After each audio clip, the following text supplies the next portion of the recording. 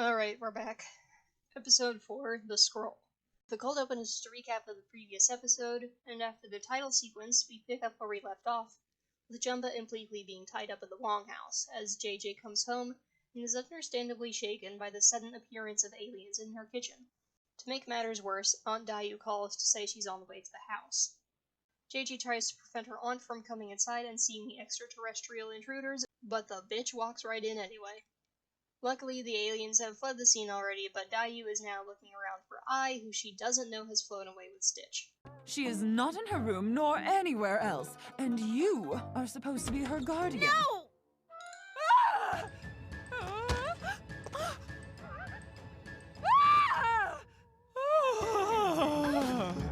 Fed up, Jiejie demands to know where Ai is, and after Jumba explains that the little girl stole their hovercraft, Jiejie orders them to bring her sister back home. Creatures! I saw creatures with one eye. No, 4 eyes. No. Auntie, you're confused. I'm going to get you a doctor. In the mountains, Ai and Stitch are looking for the shrine that the latter is searching for.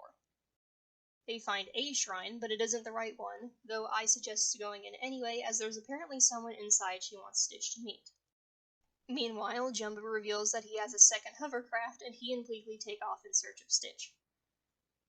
We go back to the shrine in the mountains. Man, this show does a lot of switching back and forth between short scenes.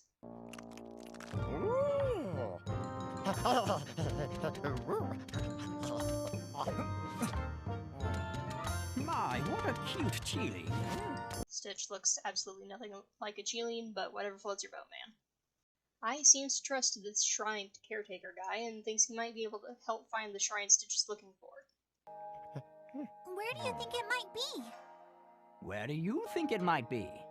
Oh, fuck off with your cryptic wise old man bullshit. Despite being no help in the wisdom department, the guy does show Ai and Stitch a hidden escape route that they go through in order to avoid Jumba and Pleakley, who have just arrived. For no apparent reason, the old man shows Jumba scrolls depicting creatures from Chinese mythology. Jumba is inspired to use the information on the scrolls as blueprints for new experiments. In and of itself, that's a pretty cool concept. Unfortunately, like many things in this show, it's a concept that won't be executed very well.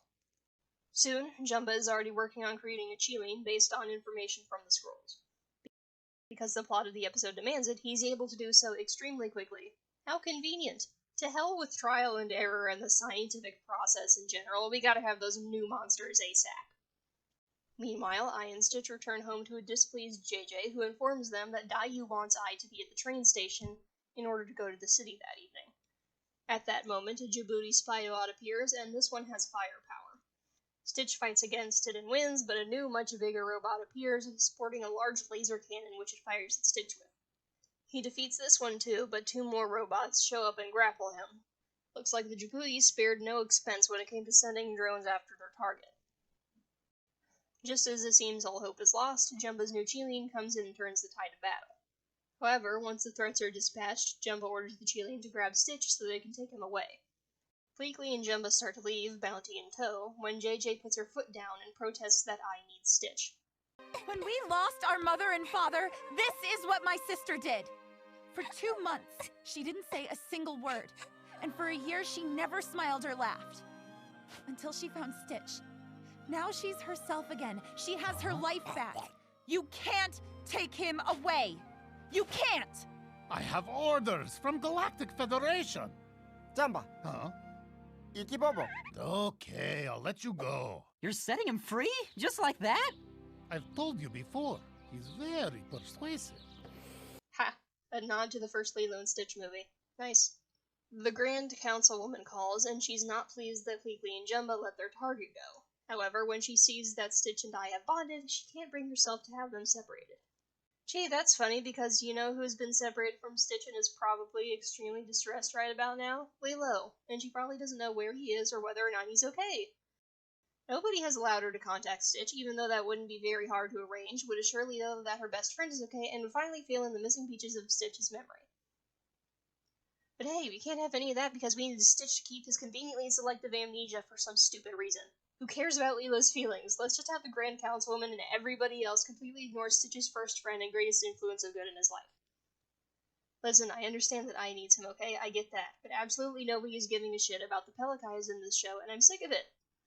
The very least, the bare minimum they could do is have Lilo and Stitch talk to each other and part ways of their own accord. That's it. That's all they'd have to do, but they don't. They just want to keep driving down this road filled with easily avoidable plot holes.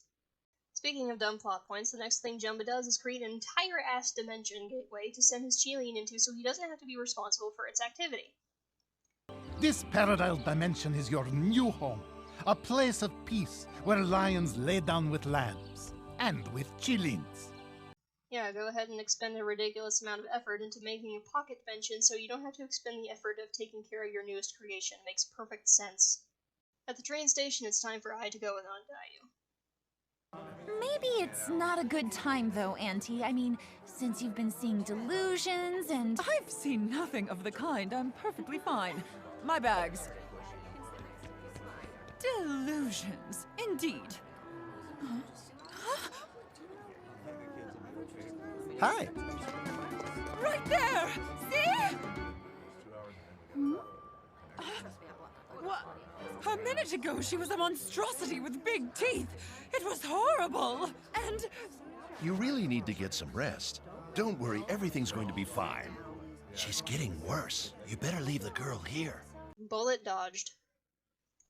So ends the 4th episode of Stitch and I. Might look like there are no good episodes, but trust me, there are. Just not yet. Be patient.